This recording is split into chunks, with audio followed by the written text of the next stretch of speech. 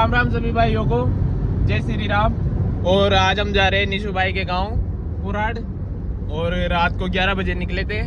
मधु भैया 11 बजे से लगातार गाड़ी को चला रहा है, लेकिन 2 बजे हमने रेस्ट किया पिनाल में। पिनाल से निकले हम। पिनाल में कम से भी कम 2-3 घंटे नींद निकाली। फिर पिनाल से हम 5-5:30 बजे निकल गए थे। और तब से प्यारे भैया गाड़ी को दौड़ा रहे हैं। अभी हम दिल्ली के आसपास पहुंचे हैं। और अभी भी निशु भाई का गांव 200 से 250 के लगभग दूरी पर है। और अभी निशु भाई के गांव जाकर आपको बताएंगे उनका ट्रैक्टर वगैरह, और निशु भाई की टीम से मिलेंगे, टोचन किन ग्रुप से। ये आकाश भाई और ये बंटी और ये दुर्गेश। हम जा रहे हैं घूमने और पंजाब में घूमेंगे 2-3 दिन, बहुत मजे करेंगे। ये